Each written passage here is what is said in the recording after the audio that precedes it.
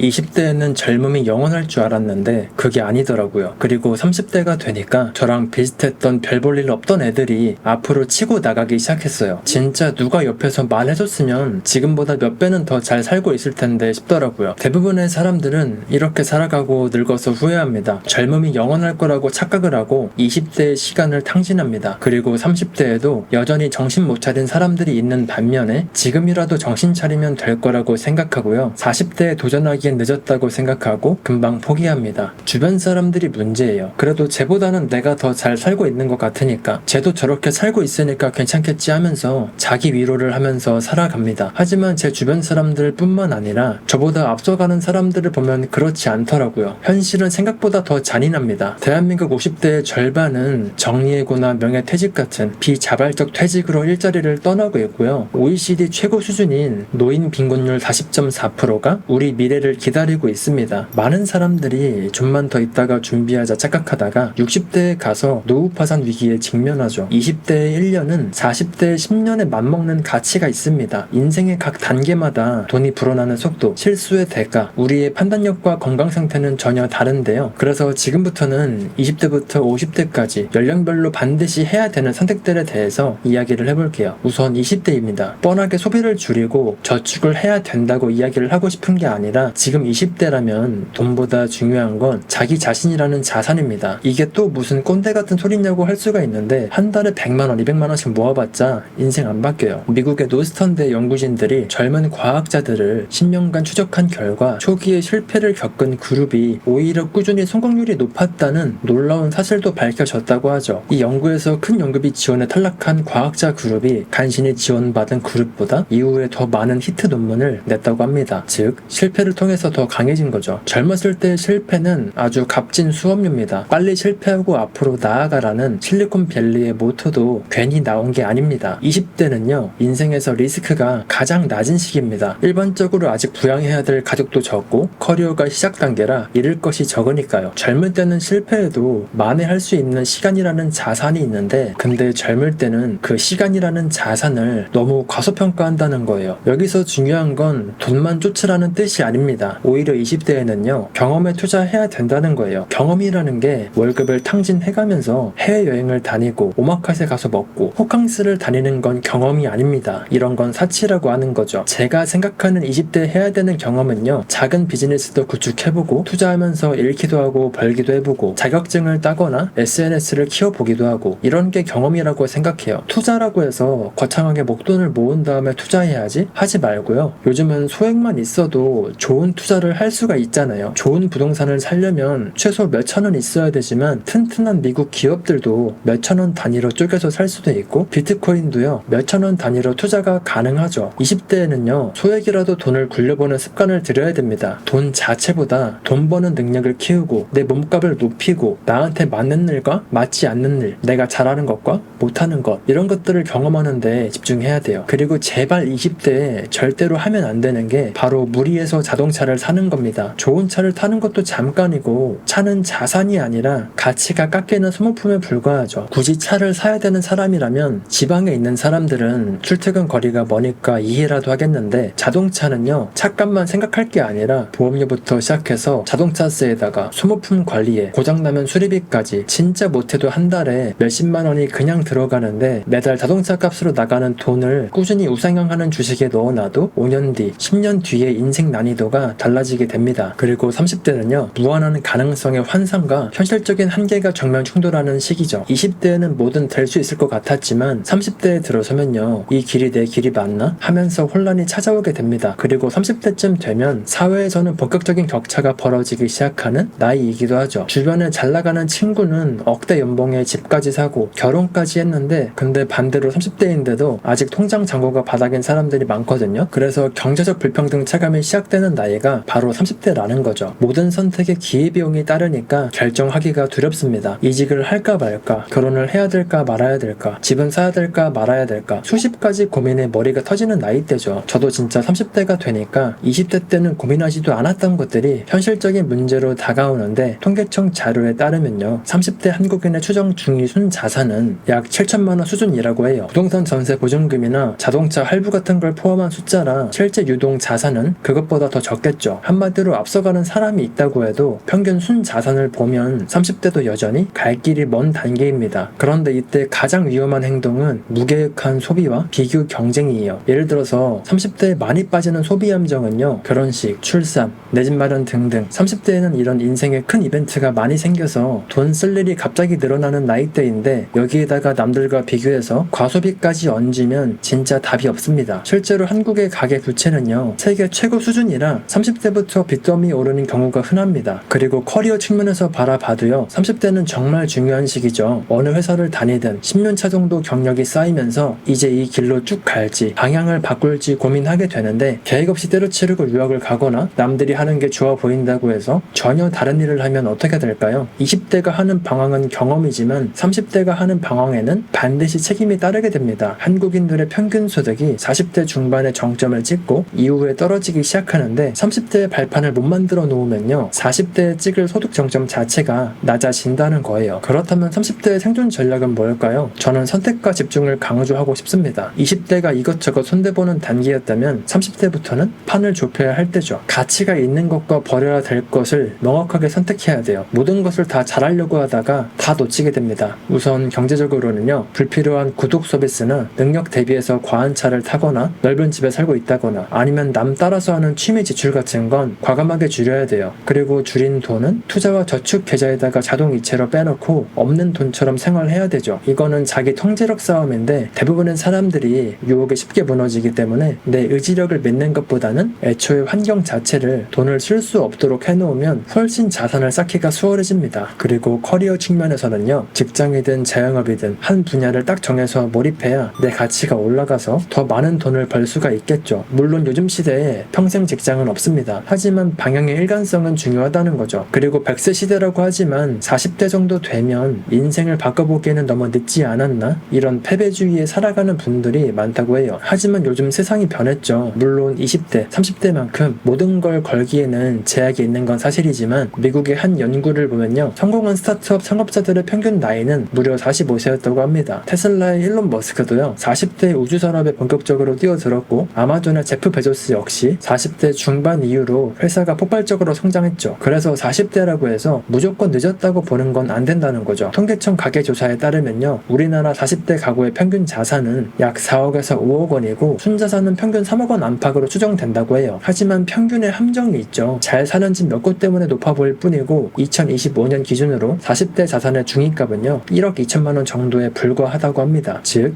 우리나라 40대의 절반은 1억 조금 넘게 가진 게 전부라는 겁니다. 40대는 한창 돈을 벌 나이지만 동시에 지출도 폭발하는 나이대입니다. 자녀 교육비도 본격적으로 들어가기 시작하고 집을 사느라 대출 이자도 나가고 부모님 부양도 슬슬 해야 돼서 자산이 1억 원 가까이 있어도 실제로는 휘청거리는 40대 가정이 많다고 해요. 특히 부채를 끼고 있는 경우가 많아서 현금 흐름이 안 좋아가지고 매달 카드로 겨우겨우 생활을 이어나가는 가구도 많죠. 40대의 가장 큰 적은 두 가지라고 생각합니다. 바로 안일함과 건강입니다. 40대에 절대로 하면 안 되는 게 나는 이제 이만하면 됐다 라는 생각입니다. 어느 정도 자리를 잡고 수입도 안정되니까 현상 유지에 머물려는 심리가 강해지게 되는데, 그런데 세상은요, 가만히 있지 않습니다. 4차 산업혁명이니 AI니 해서 세상이 너무 빠르게 변하고 있어요. 40대 현 상태에 안주하게 되면요, 50대가 되기 전에 한 방에 밀려나서 직장을 잃을 수도 있고, 실제로 최근에 대기업 희망퇴직이나 구조조정 사례를 보면요, 임원급 40대에서 50대가 집중적으로 해고되는 뉴스가 많습니다. 한 설문에 따르면요, 50대 퇴직자 중 50.5%는 예상보다 일찍, 그것도 원치 않게 퇴직을 맞았다고 해요. 40대의 실력을 계속해서 키워놓지 않으면 나도 모르게 직장을 잘리고 가족까지 위기에 처할 수가 있다는 거죠. 그리고 40대에 또 조심해야 되는 게 바로 체력 저하입니다. 건강 문제죠. 40대 중반부터는 건강 관리도 하나의 자산이에요. 왜냐면 건강이 무너지면 돈도 무너지고 가정도 무너지게 되니까요. 병원비 지출은 커지고 일할 힘은 줄어들면서 이중고가 오고 40대에 당뇨나 혈압 관리 시작을 안 하면 50대에서 60대에 의료비 폭탄으로 돌아옵니다. 또 체력이 떨어지면 일의 추진력도 떨어지게 되는데 예전만큼 일을 오래 못하니까 성과가 줄 수도 있고, 의욕이 꺾이면 새로운 시도를 할 생각조차 사라지게 되겠죠. 그래서 보통 정상적으로 살아온 사람이면 40대쯤에는 어느 정도 자산이 구축되기 시작하는 나이니까 20대, 30대처럼 공격적으로 투자를 하는 것보다는 안정적인 포트폴리오를 구성하는 시기로 가야 되고요. 건강 관리는 늙어서 하는 게 아니라 20대, 30대부터 시간이 될 때마다 꾸준히 해주는 게 좋아요. 운동이라고 해서 거창한 게 아니라 일주일에 한 번, 두 번이라도 시간이라도 나가서 러닝이라도 하던가 체중 관리라도 해두면 나중에 진짜 크게 고생 안 합니다. 어쨌든 40대가 됐다고 해서 인생이 끝난 게 아니라 지금 가진 것들을 지키면서 다음 도약을 준비해야 되는 나이라는 겁니다. 만약에 60대의 내가 타임머신을 탈 기회가 생겨서 지금의 40대로 돌아온 거라면 아무것도 안 하고 포기할까요? 아니면 뭐라도 시도를 해볼까요? 저도 지금 30대지만 20대에 시도하지 않아서 후회되는 게 진짜 많거든요. 당장 몇 달 전에 일들이 후회되는 것도 있고요. 그래서 살까 말까 할 때는 안 사는 게 후회가 덜 되는데 할까 말까 할 때는 하는 게 후회를 덜 하는 게 맞는 것 같습니다. 그리고 마지막으로 50대입니다. 정신을 가장 바짝 차려야 되는 나이대가 50대인데요. 대한민국 기업들의 공식 정년은 보통 만 60세지만 실제로 많은 분들이 50대 중후반에 사실상 현업에서 밀려납니다. 빠르면 40대에 밀려나기도 하고요. 50대에 실직하게 되면요. 재취업 문턱은 한없이 높습니다. 50대 회사에서 잘리더라도요. 모아놓은 돈이라도 많으면 모르겠는데 통계적으로 한국 50대 평균 순자산은 약 5억 원 수준이라고 합니다. 많아 보이기도 하지만 이것도 부동산 포함이고요. 중위 순자산으로 하면 1억 7천만 원 정도라고 합니다. 집 한 채 값도 안 되는 순자산으로는 요즘 같은 100세 시대에서 50년을 못 버팁니다. 근데 문제는요. 50대 앞으로 노동으로 소득을 벌 수 있는 시간이 한정적이기 때문에 문제라는 거죠. 물론 60 넘어서 일하는 분들도 많지만 겨우 입에 풀칠하는 정도거나 버는 돈이 불안정한 경우가 대부분입니다. 한국 노인층의 평균 국민연금 수령액이 대략 70만 원 정도에 불과한데 이거는 최저 생계비에도 못 미치는 돈이죠. 그래서 은퇴 후의 생활비는 나라에서 책임져 주는 게 아니라 결국 내가 50대까지 모은 돈에서 나와야 된다는 뜻입니다. 만약에 50대에 아직도 빚이 많거나 자리를 못 잡은 자식들 때문에 돈이 새어나가게 되면요. 은퇴 후에 빈곤층으로 전락하게 되겠죠. 그래서 50대의 전략은요. 지금 냉정하게 본인의 자산과 지출 구조를 점검해보시라고 말씀드리고 싶어요. 은퇴까지 앞으로 벌 수 있는 돈과 은퇴 후의 예상 지출을 계산해보셔야 됩니다. 뭐 어떻게든 되겠지가 아니라 숫자로 파악해야 대책이라는 걸 세울 수가 있으니까요. 집을 줄여서 남는 돈을 연금이나 임대 수입원으로 바꾸거나 부동산 자산 비중이 80에서 90%로 높다면 일부를 매각해서 현금성 자산을 확보하는 것도 방법이고요. 요즘 시대에서는요. 몰라서 못했다라는 변명은 통하지 않는 시기예요. 진짜 요즘은 정보가 조금만 찾으면 다 널려있는데 내 인생 누가 대신 살아주는 거 아니잖아요. 그래서 계산을 해봤는데도 노후 자금이 부족하다 싶으면 퇴근했을 때나 주말을 활용해서 부업이라도 뛰어보던가 온라인으로 할 수 있는 일도 많으니까 나한테 맞는 걸 찾아서 해보시고요. 어쨌든 복리효과라는 게 꼭 투자를 할 때만 복리효과가 있는 게 아니라 인생을 살아가면서 내가 젊었을 때 어떤 선택을 했는지도 복리효과로 불어나게 되죠. 잘한 선택은 물론이고 잘못된 선택을 한 것도 복리효과로 불어나게 됩니다. 이런 거를 보통 역복리라고 하는데 그래서 연령별로 올바른 선택을 하는 게 진짜 중요합니다. 저는 10대, 20대에는요. 올바른 선택들을 제대로 하지 못했던 것 같아요. 그래서 지금이라도 그 잘못된 선택들을 만회하려고 밤낮 주말 없이 갈아 넣고 있는데 요즘 따라 가끔 심장이 아프더라고요. 그래서 심장마비로 죽는 사람들이 이렇게 죽는 거구나 싶기도 해서 요즘은 또 운동도 같이 병행을 해서 하고 있습니다. 정리를 해보면 20대에는요. 시간이라는 자산을 잘 활용해서 뭐든지 시도해보고 하루라도 젊을 때 실패를 해봐야 되고요. 그리고 30대에는 20대 했던 경험을 토대로 선택과 집중을 해야 되는 시기고요. 그리고 40대에는 이런 것들을 지키는 시기고 50대에는 앞으로 퇴직하고 남은 노후를 설계해야 되는 시기입니다. 인생에 정답은 없지만 하루살이처럼 살고 싶은 사람이 아니라면 큰 틀에서 바라봤을 때 이렇게 살게 되면요. 노후의 돈 문제 가지고는 크게 문제없이 살지 않을까 싶어요. 그리고 각 연령별로 절대로 하면 안 되는 선택들도 말씀드리면요. 20대에는 무리해서 해외여행, 좋은 차 사지 말고요. 30대에는 배우자를 잘 골라야 되고 그리고 절대 전세에 사는 선택은 하지 않아야 되고요. 40대에는 자녀 사교육비에 탕진하지 말고 여유가 없는데 억지로 부모님한테 용돈 드리지 말고요. 50대에는요. 퇴직하고 할 거 없어서 창업하는 거는 절대 안 됩니다. 요즘 같은 자본주의 사회에서는요. 각 연령별로 어떤 선택을 하는지에 따라서 인생의 난이도가 결정됩니다. 그리고 내가 했던 선택들의 결과는 당장 나오는 게 아니라 10년, 20년 뒤에 복리로 쌓여서 나온다는 게 무서운 거고요. 저도 그거를 알고 있기 때문에 인생을 단기적인 관점이 아니라 장기적인 관점으로 인생을 바라보려고 노력 중이에요. 저는 아직 부자도 아니고 쥐뿔도 없는 평범한 사람입니다. SNS나 유튜브를 보면은 1억, 2억은 돈으로도 안 쳐주니까요. 그래서 제가 유튜브도 돈 벌려고 한다고 써놨잖아요. 그러니까 강의팔이, 전자책팔이는 앞으로도 할 생각이 없고요. 제 양심까지 팔아가면서 돈 벌고 싶지는 않습니다. 그냥 제가 하는 생각들, 그리고 제가 찾아보면서 공부하는 것들, 그런 것들을 꾸준히 찾고 모으면서 영상으로 만들고 여러분들이랑 같이 성장하고 부자가 됐으면 좋겠습니다. 그렇다고 해서 강의팔이 하는 사람들이 다 사기꾼이라는 건 아니고요. 제가 대단한 사람인 척, 성공한 사람인 척, 제 양심까지 속여가면서 강의를 팔아서 돈 벌고 싶진 않다는 거예요. 어쨌든 오늘도 영상 봐주셔서 시청해주셔서 감사드리고요. 영상이 도움이 되셨다면 구독과 좋아요, 댓글까지 부탁드립니다. 다음에도 도움이 되는 영상으로 찾아뵐게요. 시청해주셔서 감사합니다. 좋은 하루 보내세요.